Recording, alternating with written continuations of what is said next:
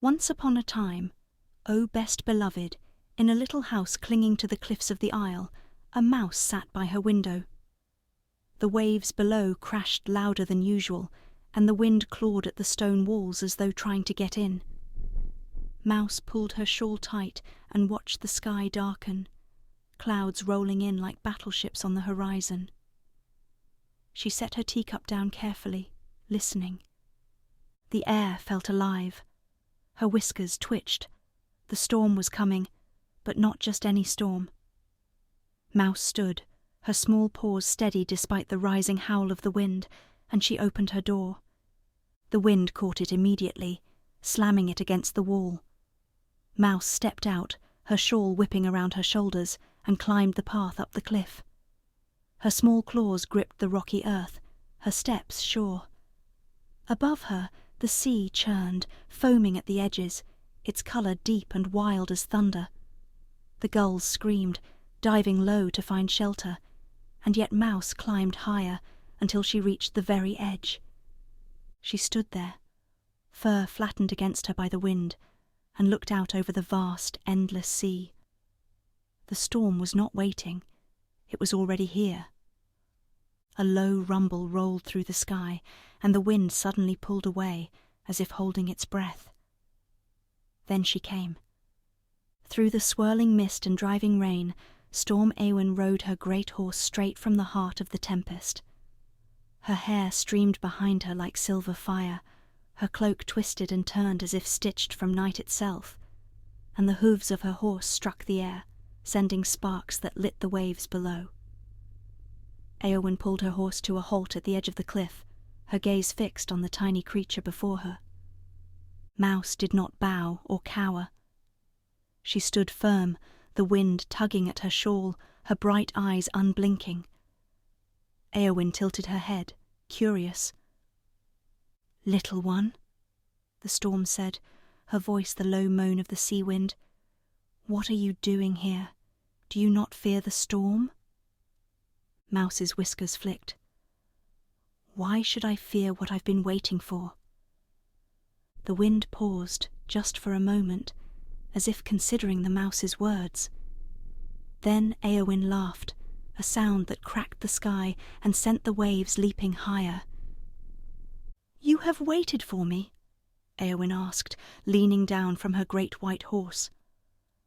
"Why would a creature as small as you leave your home to meet the storm?" Mouse's voice did not waver. "Because I've spent my days watching the waves and listening to the wind, but I've never known what it is to be them." Éowyn narrowed her star-bright eyes. "You wish to ride me?" "I do," Mouse said. The storm spirit regarded her for a long moment, her cloak billowing in the ever-turning wind. Then she reached down, her hand vast as the sky, and lifted Mouse onto the back of her great white horse. "Hold tight," Éowyn said, "and let us see if you have the heart for it." With a flick of her reins, the horse reared, its hooves striking sparks from the storm itself, and they were off. The wind howled, a fierce and relentless force, tearing through the clouds and sending rain spinning sideways. Mouse clung to the horse's mane, her small paws digging into its silken strands, and for the first time she felt it. Not the storm from the outside, but from within. The wind did not push her. It pulled her, lifted her, carried her like a wave. The rain did not sting. It ran through her fur and into her very bones. She looked at her paws and saw them shimmer, not fur and flesh, but light and air. She felt herself grow lighter, freer, as if she were being unmade and remade all at once. "Éowyn!" she cried, her voice carried on the wind. "What is happening to me?" Éowyn's voice came from everywhere at once, like the roar of the waves and the whisper of the clouds. "You are becoming, little one. You have left behind what you were and are joining what you have always been." The horse galloped higher, and Mouse felt herself merging with the storm. Her small, sturdy body became the breath of the wind. Her sharp, clever eyes became the streaks of light darting through the clouds. Her quiet heart became the rhythm of the waves below. She was no longer mouse. She was wind and wave and sky. As the first rays of dawn broke over the sea, Éowyn guided her horse back to the cliffs.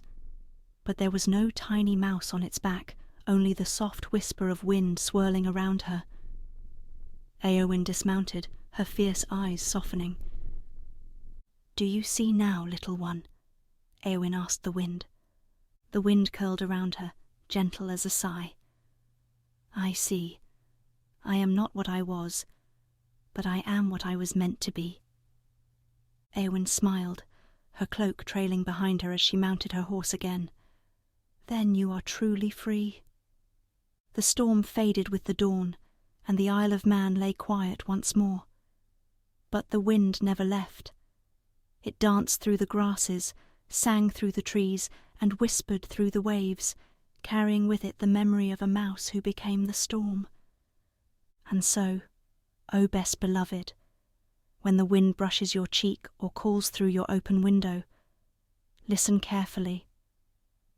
You might hear the voice of Mouse, who became the breath of the world and learnt what it was to be free. Let this tale carry you gently, like the softest breeze after a storm. May you find courage in the wild winds, joy in the quiet whispers of nature, and the strength to ride whatever storms may come your way. And should you ever feel the wind tickle your whiskers or tug at your scarf, remember Mouse, the smallest soul who became something boundless. Until next time, may your teapot always be warm, your windows always frame a view worth gazing at, and your heart always find a way to dance with the wind.